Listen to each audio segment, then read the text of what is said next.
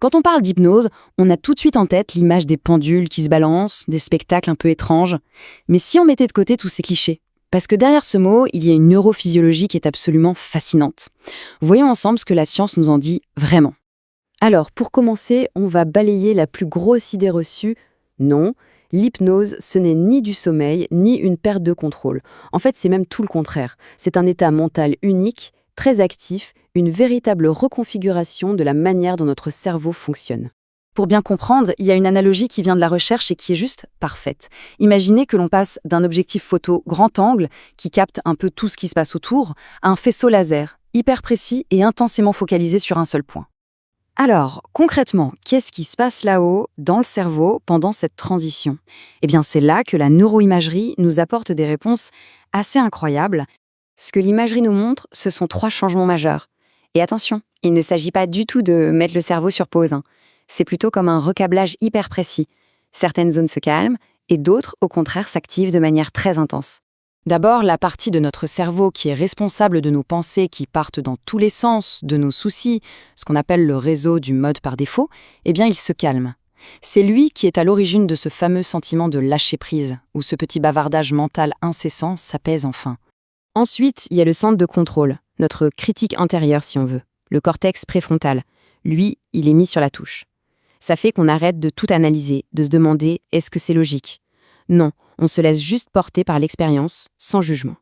Et le 3e point, et c'est peut-être le plus important, la connexion entre notre centre de l'attention et l'insula, la zone qui perçoit notre propre corps, cette connexion-là s'intensifie.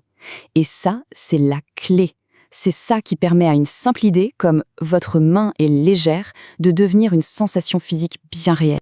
Quand on regarde ce tableau, ce qui est frappant, c'est cet incroyable jeu d'équilibriste neuronal. On voit bien cette bascule. D'un côté, le critique intérieur qui se tait, et de l'autre, la connexion corps-esprit qui devient surpuissante. C'est vraiment cette danse complexe qui crée l'état hypnotique. Et ce n'est pas tout. Ce recablage, il s'accompagne aussi d'un changement au niveau électrique. Le cerveau se met à émettre des ondes θ. Ce sont les mêmes ondes qu'on retrouve dans les états de relaxation très profonde, de créativité, ou même quand on se remémore un souvenir très vif. En gros, c'est le terrain de jeu parfait pour que l'imagination prenne le dessus. Ok, la mécanique cérébrale, c'est une chose, mais concrètement, ça se traduit comment? Quel est le ressenti? Comment est-ce que toute cette activité dans le cerveau devient une expérience qu'on peut observer, qu'on peut sentir? Parce que oui, toute cette activité cérébrale, elle n'est pas juste théorique, elle n'est pas invisible. Elle se manifeste par 3 signes extérieurs très clairs, qui sont en fait les véritables marqueurs de l'état hypnotique. Alors, ces 3 signes, ce sont la focalisation, la dissociation et la modification de la perception. Et ce qui est vraiment fascinant, c'est que chacun de ces signes, eh bien, c'est la conséquence directe, la manifestation visible des changements dans le cerveau qu'on vient de voir. La focalisation, pour commencer. On a tous déjà vu ça, ce regard un peu dans le vague, complètement absorbé, comme si les bruits autour n'existaient plus. C'est exactement ça. Et ça, c'est le résultat direct de l'activation de notre centre de l'attention, le fameux cortex singulaire antérieur. Ensuite, on a la dissociation, qui est vraiment le cœur de l'expérience hypnotique. C'est un état un peu particulier où le corps, lui, reste bien présent, ici et maintenant. L'esprit, lui, il est parti. Il est complètement absorbé par une expérience intérieure, un souvenir, une image, une sensation. Il est à la fois ici et complètement ailleurs. Et cette déconnexion entre le mental et le physique, on la voit. Le corps devient immobile, les muscles se détendent complètement, et même des réflexes tout bêtes comme déglutir, eh bien, ils ralentissent. Mais le plus spectaculaire, c'est sans doute la capacité à modifier nos perceptions. Et notamment, la manière dont le cerveau traite les signaux de la douleur. Attention, ça ne veut pas dire que le signal n'arrive plus. Ça veut dire que le cerveau, lui, décide de ne plus y prêter attention. C'est d'ailleurs tout le principe de l'hypnosédation utilisé en chirurgie. Bon, alors, si on résume, qu'est-ce qu'il faut retenir de tout ça? Au fond, qu'est-ce que toute cette science nous dit sur le pouvoir de notre propre esprit?